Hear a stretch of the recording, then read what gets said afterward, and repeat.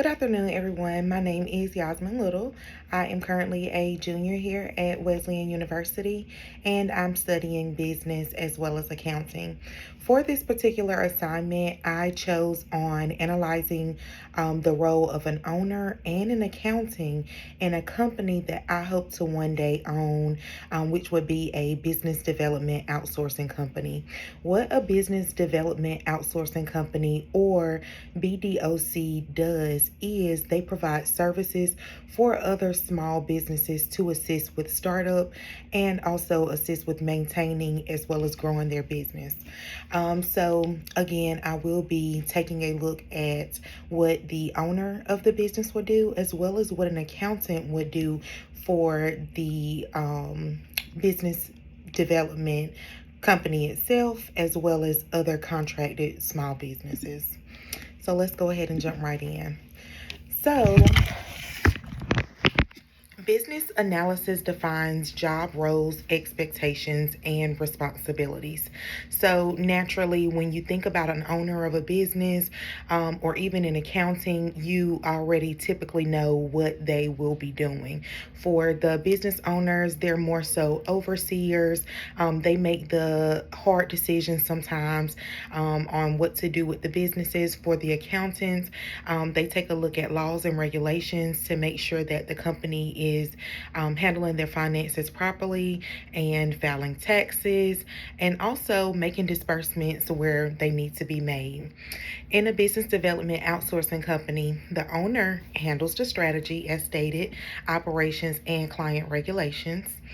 And in the small businesses, accountants, they play the role that's it mainly deals with it, but it's not limited to the staff and high financial oversight needs. This presentation summarizes the role and human resource management relevance. So let's go ahead and take a look at the owner. So the title, of course, would be the owner for the business development outsourcing company. They would report to themselves. So as I stated, I do want to open one of these companies when I graduate and receive my degree. I state that because I have started quite a few businesses. I'm 30 years old, but when I graduated high school and went to college at the University of North Carolina at Greensboro, that is where I had my start at fresh out of high school. I got to college and I was kind of on the fence about what I wanted to do. Initially, I wanted to be an attorney. I completed an internship my freshman year, and upon completing the internship, I was faced with some hard truths, and I was advised, like, maybe this is not for you. I had lost my passion for it. I didn't really have the desire to put in the long hours for that purpose. Now that I'm in business, I see that this is what I'm supposed to be doing in life. So again, my freshman year in college, I started a hair company. I went to a local community college and I got my natural hair care license. Upon getting the natural hair care license, I just started doing people who attended college with me. I was doing their hair, family members, but then it kind of grew. I started a website. I also started selling hair care products. I was selling natural hair care oils, and I was starting a shampoo and conditioner line. The only thing with that was I just did not feel like that completely satisfied me. Following that, I did go out, branch out, and get different jobs at different places, but unfortunately, that didn't satisfy me either. I next started a trucking company. I did really enjoy driving trucks. I was a long distance driver. I really did enjoy that. And I was the owner operator of the truck, and I was also the owner operator of the business and completed everything with the back office. So that's where the accountant portion kind of comes in, because I did get a lot of experience with that as far as knowing what to file as far as tax documentation. There was this thing called the IFTA taxes, and prior to getting into the trucking business and looking up those laws and regulations, I didn't know what that was. And it's something as simple as a fuel tax. You go to different states and you get gas or fuel from different places, but they are taxed different. So you have to make sure that when you're doing your taxes for the beginning of the year, that you calculate those taxes appropriately, because some of the percentages are different when you cross over state lines. So Once I started that company, it was thriving, it was going well, but unfortunately, I was diagnosed with epilepsy. My driver's license were taken and my company was shut down. So, in the midst of all of that, I enrolled at Wesleyan, and then I just decided, hey, business, it's something that I do well, it's something that I enjoy. Let's go for it. I'm passionate about it and I wanted to do it. So that's how everything just kind of ties into me wanting to own one of these companies, and them also being very successful companies today that I can glean from and that I've learned from for this particular project. So the owner would report to themselves. The schedule will be about 40 to 60 hours, just kind of depending on your workload. But the hours are flexible. And of course, we'll have to meet the needs of whatever clients that you have and whatever work you have to get done for your individual business. The location would typically be hybrid with some client visits. You may have to go over to the client's business, or they may actually come over to ours if we're able to get a brick and mortar. And then the purpose is to guide operations, client success, and business growth. So next we're going to look at the business analysis summary for an accountant. So they would report to the business owner or a general manager, just depending on how quickly the business grows and how many additional roles that we can put into the business initially starting. The work schedule with this one is also pretty flexible, but typically it's going to be Monday through Friday, kind of like a 8 to 5 or 9 to 5. And if you are following along with my PowerPoint presentation, I am currently on slide 4. The work location, it would be on site, kind of hybrid, or again, going to the office. You never know what the individual need may be. So the work location, that would certainly kind of be the same for both positions. And then the purpose is to manage finances, ensure compliance, and to support decisions for any other businesses, including the business development outsourcing company. We're going to go ahead down to slide 5, and I am going side by side, but I am trying to take my time and explain some of this additional information.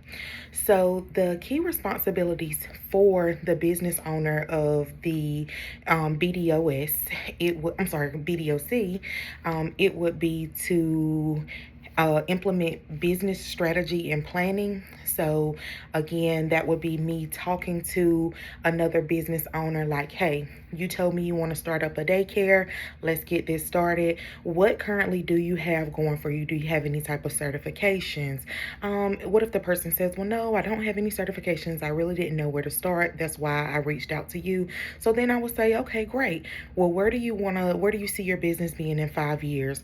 Are you prepared to go search for a brick and mortar? Do you have accountant? Do you have a process of how you are going through financially?